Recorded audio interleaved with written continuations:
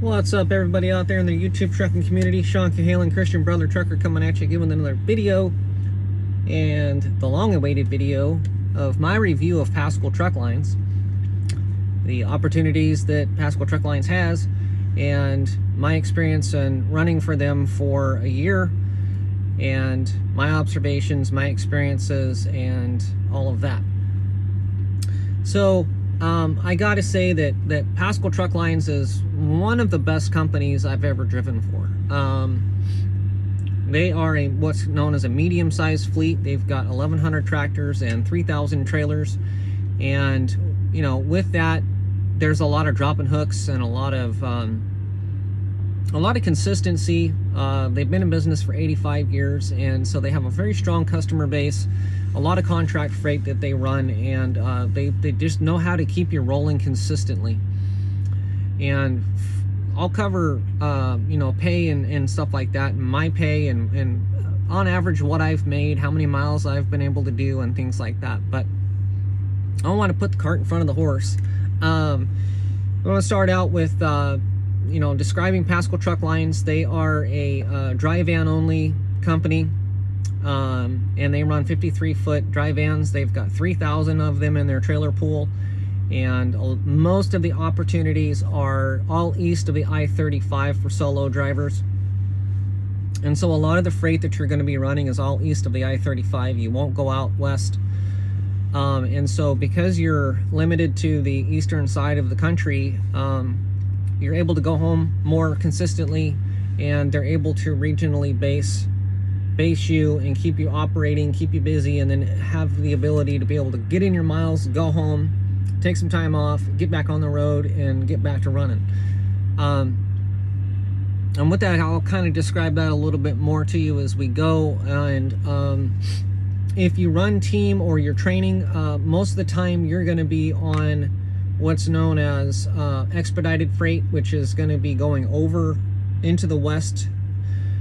But with that, it's a very limited exposure. You're pretty much going to go down into Southern California, out of Southern California, down into Texas, and then you'll be running their other freight east of the I-35, and then they'll put you back on something to go back out into California. And the reason why they do that is because when you're training or running team, these are dedicated lanes that they have with UPS, FedEx, and other time-sensitive team freight that it's all dedicated, and so it's very consistent, and they'll get you running and put on a lot of miles for you.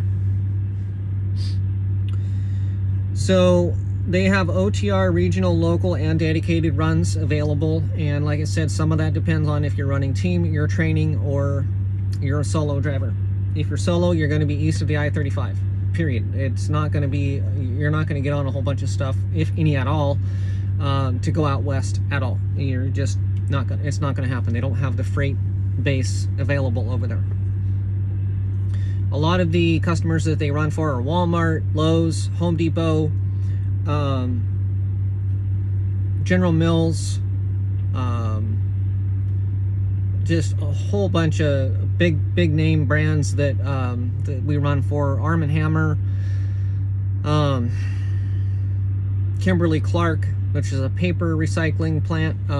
We do a lot of stuff for them. We also run Goodyear tires. We run tires sometimes, and things like that. So a lot of customers that they have, big customers. And so with that, it's contract freight. They have a trailer pool that you're dropping and hooking, and 75% of all your loads are going to be drop and hook, and about 100% no touch freight. So you're never going to touch the loads, and about 75% of everything that you touch is going to be a drop and hook. A lot of times it's drop and hooks on both ends. Sometimes it's a drop and hook on one end and a live load or unload on the other end. So it just kind of depends on how it plays out. It's not very consistent a lot of times, and so, but it does produce steady miles on a consistent basis. The equipment that they run are, you know, 3 to 4 year old or newer Freightliner Cascadias and International LTs. The Freightliner Cascadias are the condo sleepers with the double bunks, and they have power inverters, and they have opti-idle set up so that you can set the temperature back in the sleeper and stay comfortable. And then with the International LTs, they have EPUs, or they'll have bunk heaters. But basically what happens is you turn the air on back in the sleeper, and the truck will start up and keep the air going and then shut off. They run 53-foot dry vans, and 95% of their, almost all of their trailers are all Wabash National Spring Ride 53-foot trailers. And I'll talk a little bit more about the Freightliner Cascadias and the International LTs. Their Freightliner Cascadias have DD15s with automated 12-speed transmissions. They tend to be about 515 horsepower. They get way better fuel economy than the International LTs. The International LTs have a 13-liter Navistar engine. And the Navistar engines are they're underpowered. They're about 450 horsepower, maybe a little bit less. I don't remember what the exact horsepower is on this truck I've been driving. But it's not as powerful. It doesn't pull as good. And it doesn't get that great of fuel economy. It gets about 7.5, according to the readout on the dash, which I don't think is that good. The Freightliner Cascadias tend to get about 8.5 to 9 pretty consistently with that DD15 engine. On the Freightliner Cascadias, they have an opti-idle setup that you can set it up on your dash readout, that you can put it on battery tender mode, or you can put it on air conditioning mode where it'll power the AC and the heat. The Freightliner Cascadias tend to start up and stop because of the opti-idle settings. They'll tend to start up and stop and run and shut off a lot more than the International LTs with an EPU system. With the EPU system, there's a bank of batteries behind the frame rails behind the bunk that powers an air conditioning condenser unit that's located underneath the passenger side under the bunk, and it runs an air conditioner that runs off electronics, runs off batteries. And so the only time this truck ever fires up, it may fire up once in 12 hours if I'm sitting, and charges up the batteries, and then it shuts off. So it's very quiet, very convenient. I think the only thing you really have to maintain on that is the batteries. Of course, you know, that would be a pretty big expenditure, but I've really enjoyed having the EPU on this truck. It's quiet. Truck hardly ever starts up at all. And because you've got 6 batteries instead of just 3, I've had a 3.5-foot mini fridge and a mini freezer up top with a cooler plugged in with all of the stuff going, and the truck just hardly needs to start up at all. So EPU, I think, are pretty awesome. With the Freightliner Cascadias, I'm not as impressed with the anti-idle, opti-idle stuff set up. Tends to run more and tends to have to start up and charge up the batteries a lot more often. Just because you only have, you have half the batteries, and so I don't know. All I know is this truck with its 6 batteries is just, it works so much better than the Cascadia with the opti-idle setup. I wasn't really impressed at all. Anyway, enough about the EPU. Now, needless to say, I like the EPUs.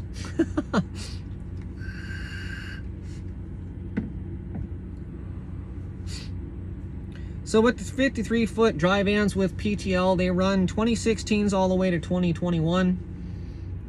They've got some older 63 series trailers and 53 series trailers that they're getting rid of that are really old, and so they're replacing the older trailers with the newer trailers. And so a lot of the stuff that you'll be pulling, majoritively speaking, will be 5 years old or newer. So they're constantly bringing in new trailers and replacing the old ones, taking the old ones off the road and retiring them. They have opportunities, OTR regional, local, dedicated. They have a lot of big accounts, and so they're able to put you on dedicated runs if you want to get on a dedicated Walmart account, or a dedicated Coors Miller account. Depending on where you live, you can call them and find out what opportunities they have if you want to be regional. That way you can be more consistent and get home every week if you'd like. They're really generous on being flexible with your schedule. Like with me, I was on a regional fleet, but I stayed out for 2 weeks and then went home for 3 or 4 days. And then I'd go back out for another 2 weeks, and then I'd go home for another 3 days. So, and they're big enough to where they can allow you to do that, and they're not going to push you to run when you want to go home, and they allow you to go home pretty much as you want within reason. Because they're set up the way that they are, they have big terminal locations in Laredo, Indianapolis, Atlanta, Georgia, and a couple other places. I can't remember them all off the top of my head, but the reason why it's all east of the I-35, but they've got these locations set up with these drop lots and everything so that you can go home, drop your trailer, pick up an empty, go home, and then when you come back out from the house, you've got an empty already, and you can go pick up a load and get back on the road. The way that they have it set up is really effective, and it's really awesome to be able to give you more opportunities to be able to go home, and they have more opportunities to get you to go home under a load so that they can make money and not have to lose out with as much money, because I don't know, it's just much more effective on being able to allow you to go home a lot more often. When I was working for Melton Truck Lines, I got 1 day off for every 7 days out. With Paschal Truck Lines, I get two days off per week. So if that tells you anything, I like I said, I can go out for 14 days and I can go home for 3 or 4 days. That's pretty awesome in my book. And because they keep consistent with their freight and they keep you run about 500, 550, 600 miles a day. It only takes you 4 or 5 days to get your 3,000 miles in for the week. So, but you know, you'll be busy. You'll be swapping trailers, swapping loads every day. But it's consistent, and consistency pays off in trucking. And once you get into a routine, it just all falls into place, and you know, it'll take you a while to get used to it, but I've really come to appreciate it a lot. The only unfortunate thing is that it's trucking. It doesn't always work out the way it's supposed to, and so you will run into problems every once in a while, especially around the holidays and New Year's. They have opportunities for recent CDL graduates. They have a 6-week training program. And in that training program, you will go out with a trainer for 3 to 4 weeks, and you'll put in 7,500 miles, and then you'll go home for a few days, and then you'll come back out with a phase 2 driver, which is basically where they take 2 trainees, put them together in one truck, and then you'll do another 7,500 miles, and then you'll go back to the terminal, and then you'll go home again, and then they'll give you your own truck. During this time, you'll make really decent money. I made, in phase 2, I came on as a pre-experienced driver. I needed to go through a short-term training, so I did like, I think 2,500 miles with a trainer or something like that, and I made $1,400 on my first paycheck. If you're a brand new recent graduate, you'll make, it says on their website that you'll make $850 a week within your first 3 weeks. That's pretty good. So, and they do offer bonus pay and stuff like that, even as a trainee that you'll get. So there is some added benefit. But they do take care of you really well as a recent CDL graduate. Some of the benefits of being a recent CDL graduate is, you know, the $850 a week, the automated transmissions makes it really easy to learn how to drive. And they do $6,000 of tuition reimbursement. I'm not sure how that pays out. You'd have to talk to a recruiter and find out how that's paid out on your paychecks, but they'll pay it out on your paychecks as you go along. Experienced over-the-road drivers. I wasn't able to find a pay scale on their website. I started out, I think, at 43 cents or 46 cents. I was gone out of the trucking industry for 7 years and came back. And when I came back, I had to start over again. So they started me out at somewhere along the lines of 43 cents or 46 cents. My average paychecks were between $700 and $1,100, $1,200 the first 6 months that I was with them. I decided to go over to Melton Truck Lines flatbedding to try to make a little bit more consistent money. Of course, it didn't work out the way I was hoping it was going to work out because I wasn't getting the miles in that I was hoping to get in. But when I came back over to PCL with 1 year experience, they bumped my pay up to like 56 cents a mile or something, like 58 cents a mile, and now I'm at 61 cents. So my paychecks on average are $1,400 a week. I put in about 2,500 to 3,200 miles a week, depending on how well the week works out. So I can make almost all the way up to $1,800, $2,000 a week, depending on if I get my bonuses and stuff like that. So PTL, as far as being a diverse company with a lot of different opportunities to find the proper fit for you and the way that you like to run, PTL has a lot of different options. They are diversified. They have a lot of continual freight, consistent freight, and they'll keep you running consistently. And yeah, I've enjoyed being with this company. But again, you know, it's a bigger fleet, so they have their drawbacks, but those drawbacks are usually because of the industry, not so much PTL as a whole. But I'll talk a little bit more about some of the problems that I've ran into and why I run into them, and that way you can kind of better understand some of the problems that you'll find. And I'll also compare PTL with CR England and, you know, Swift. I've never driven for Swift in particular, but I have driven for a mega fleet carrier, and I can tell you the differences between mega fleet, medium fleet, and small fleet. Back to their Paschal Truck Lines opportunities. You can come on as a company driver. You can lease a truck with one of their leasing companies that they partner with. They don't lease their own trucks to you, which I think is pretty awesome. If you lease with a third-party leasing company, they will put you on at a flat rate, and the last time I checked, it was like $1.15 plus fuel surcharge, or $1.20 or something like that. You would have to call to find out what the current rates are.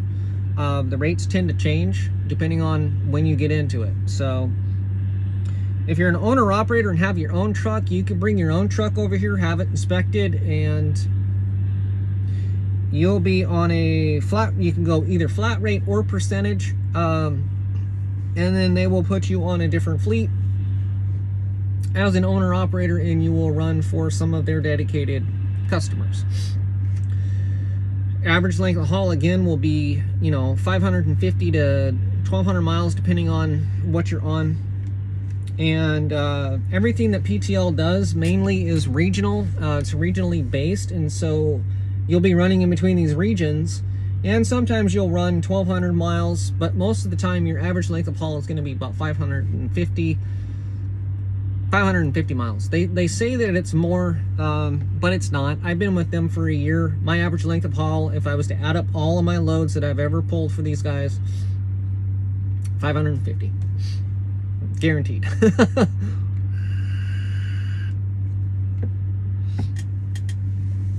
I tell you this much. I've driven, in the last 7 months, or 6.5, 7 months, I've driven 103 loads for them. So, and then before that, last time I drove for them, the first time around, I did 6 months, and I drove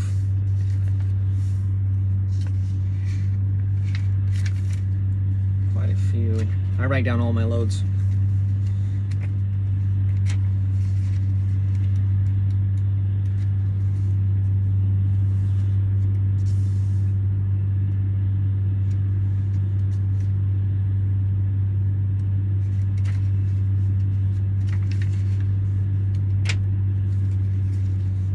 I think it was like 90. Yeah, 99. So you'll do about 200 loads a year. That's a lot of loads. A lot of paperwork. I still have the folder with all my paperwork in it. Some of the things I like about this company is the consistency of freight. They'll keep you moving.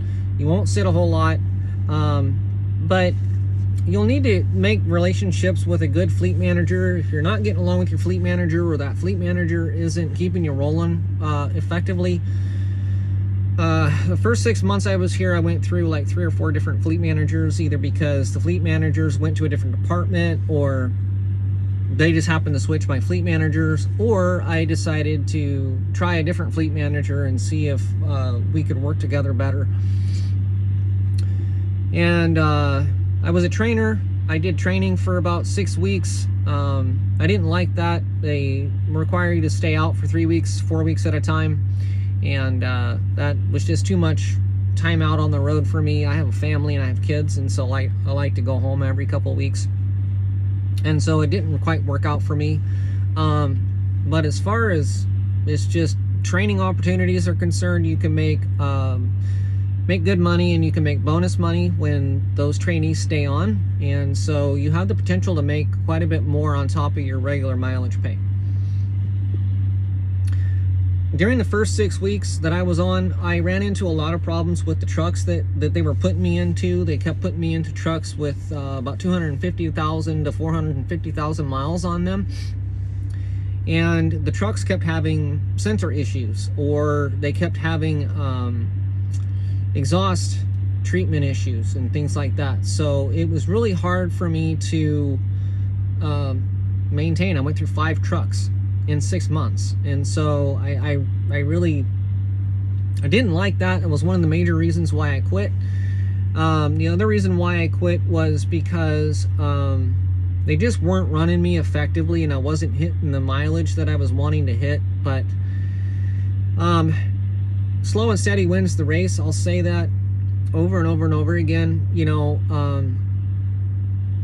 My average paychecks again have been $1,200, $1,400 a week, and so as a company driver, I'm making $65,000 a year, $70,000 a year, and I only have about 1.5 years experience. So because I was in trucking, I have 6.5 years of total experience, but because I took a break, I got out of trucking and came back, I had to start over at square one.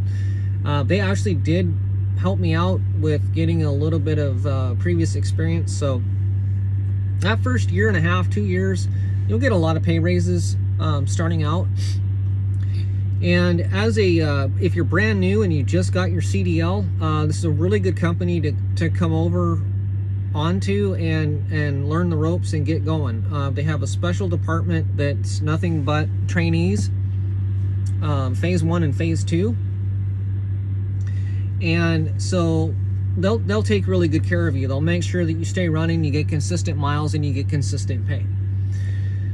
I really don't have a whole lot of bad things to say about this company. I do think that a lot of their planners don't really know how to plan effectively. And some of the fleet managers don't know anything about trucking. That's a human resources problem.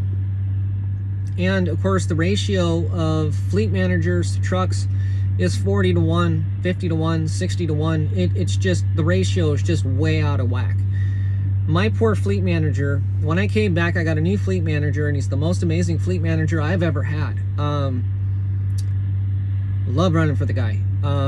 But he's just overloaded. He's got 55 trucks to 60 trucks on his board at any one time, and it's really hard to get any kind of specific information, and for him to be able to watch out and see what's coming up for you, and to be able to pre-plan stack loads on you and stuff like that. So if I was to rate this company overall, I would rate them at about a 7 or 8 as far as the best companies that I've ever driven for. I drove for CR England, and CR England was a mega fleet, and they had something like 3,000 or 5,000 trucks, and the difference is night and day. You get a pretty good relationship with your fleet manager, but at a mega fleet, you have no relationship with your fleet manager. They don't have time.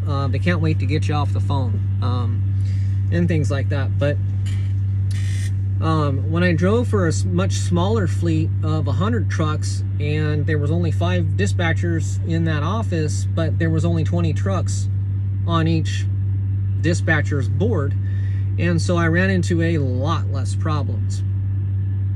With a mega fleet, you will run into problems on every load.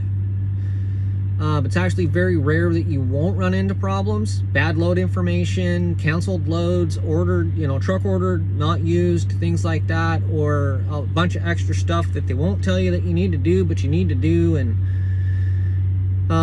details. The bigger the fleet, And the more drivers that are on a fleet manager's board, the more that the details will bite you in the butt, because they're not able to give you the specific information and the attention to detail.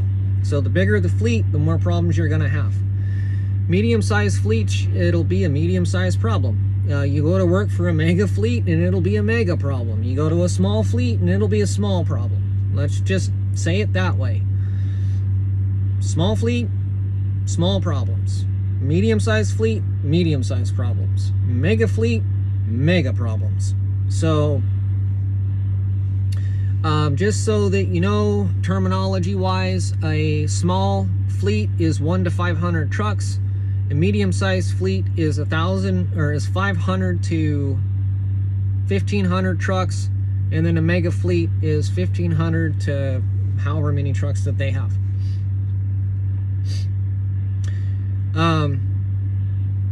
Like I said, consistent paychecks, good terminal locations all across the east of the I-35. They're terminal locations. They can get you home when they say they can get you home.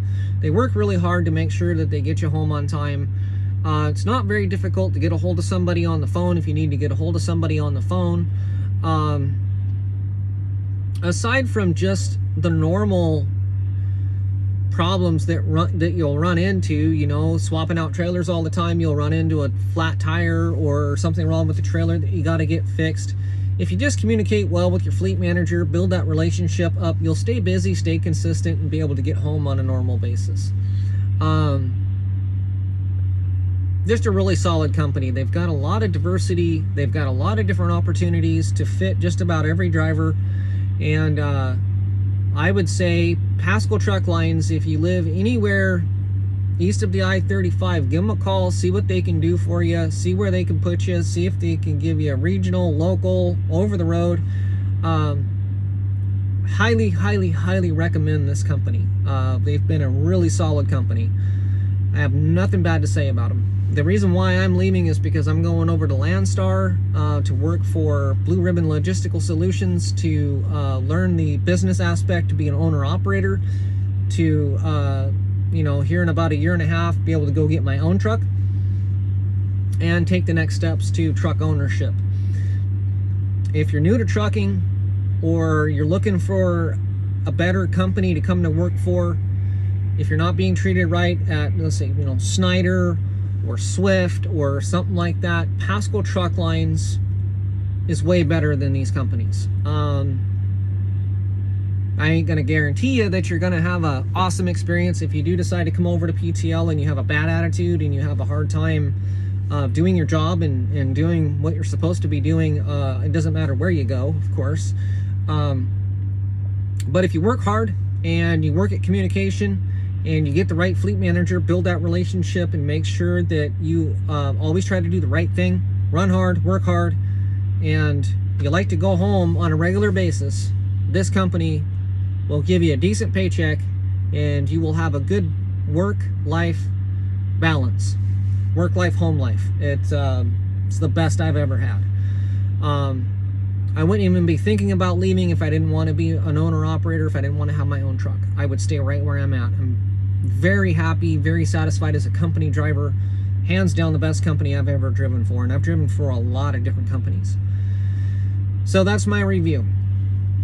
Paschal Truck Lines, PTL, look them up online. Give a recruiter a call if you're thinking about either getting into trucking, you've got your brand new CDL, you're wanting to go somewhere solid to learn the business, or like I said, you're an experienced driver and you want to come over and have consistency, be regional, and be able to get home on a consistent basis and be treated with respect, and go to work for a company that's got some solid connections and solid loads and contract freight and everything else that will keep you running and keep you consistent.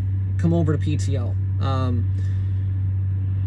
You can't go wrong unless you've got a bad attitude. I'll just say that. But highly recommend this company. I'm very satisfied with them. So that's it. That's my review of Paschal Truck Lines. Thanks for watching, and if you like this video, please like, subscribe, and share. Thanks for watching.